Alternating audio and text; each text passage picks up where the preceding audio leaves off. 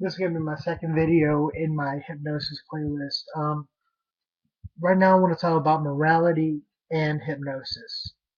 Now, it's commonly said that if you're under hypnosis, you're not going to do anything you don't want to do. Uh, Generally, this is true. However, there's ways around it. I'm not going to tell you them, at least not on this one. I might do it later on, tell you how to do it. It'll most likely be a unlisted video because I don't want people going to my shit and figuring out how to make people naked and fuck with people. But trust me, there are ways to make women naked and make them do things that they normally would never do. Okay, now if you're going to do these things, you need to understand these people are real people. They're not just your little playthings, okay? These are real flesh and blood people just like you and me, okay? These people are trusting you, and you do not need to misuse that trust. You do not need to abuse that trust.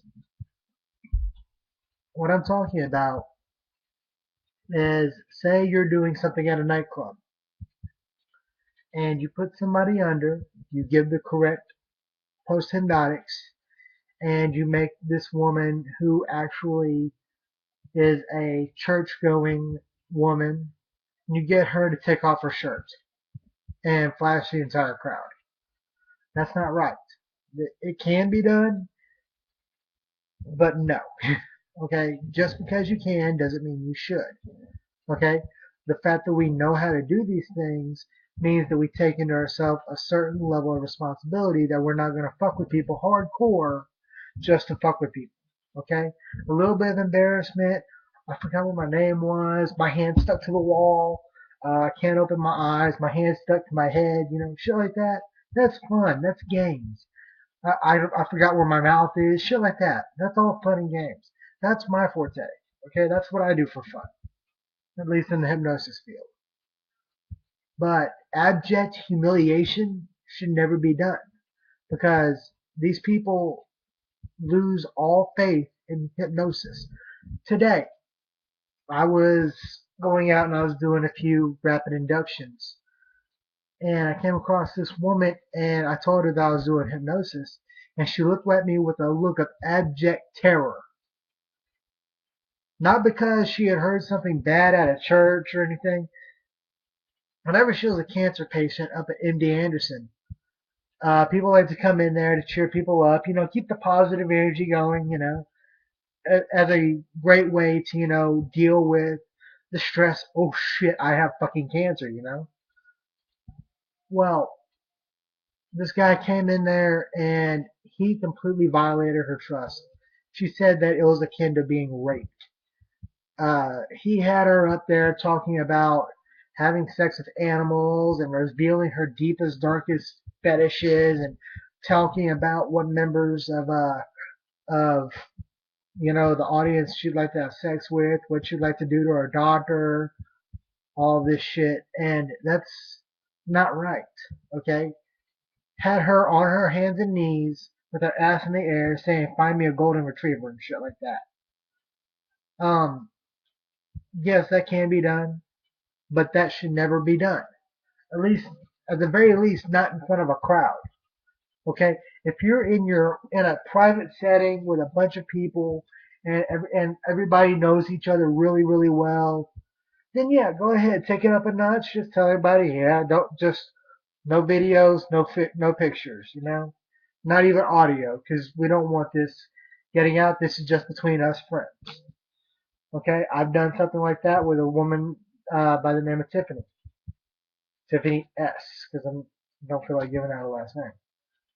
Uh, I basically got her to remove all of her clothing and rejoin the party, and she basically, whenever everything was said and done, at the end of it, and after she got dressed, I walked her downstairs and I said, "What happens at the party stays at the party." Everybody took their cell phones, deleted everything that they had done. Nobody sent anything out to anybody, and everything just happened there. Of course, also had a nice big swollen jaw where she cracked me But hey, it was her fault. She was the one that said she couldn't be hypnotized. But the thing was, that was in a private setting with no more than 7 people. Okay? Everybody knew what was going on. Nobody said anything else about it. I lost touch with Tiffany a while back, but whenever I got out of school, we were still friends. So that's that. Now, moving on. The reason why we need to talk about this is because, simply said, hypnosis is still a very, very misunderstood field. People think, oh, you can be. There's a lot of myths that are associated with hypnosis. Okay, squashing the myths is one thing, but setting a bad example for other hypnotists, such as myself, I don't have a license.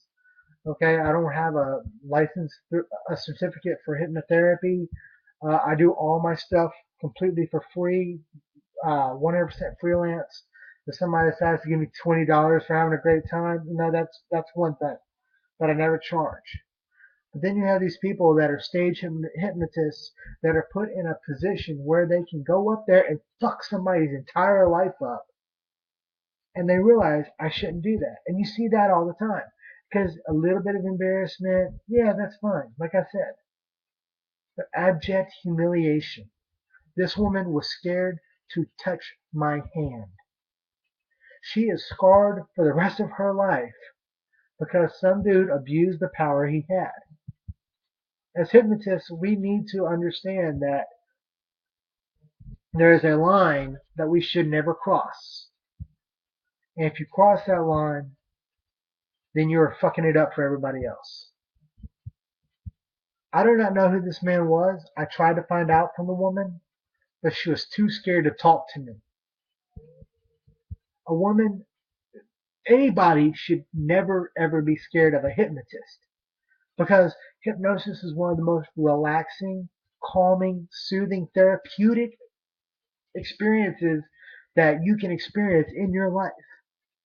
And she is terrified of it now. She tells me that she has nightmares where she's back on stage before she walked away from me, shaking. I didn't even get to touch. I tried to apologize. She wasn't hearing anything of it. That's all I'm saying. One more time. If you practice hypnosis, know the morality, know the code. Okay? My personal code is the Wiccan Read. And in harm none, do what you will. See, go out.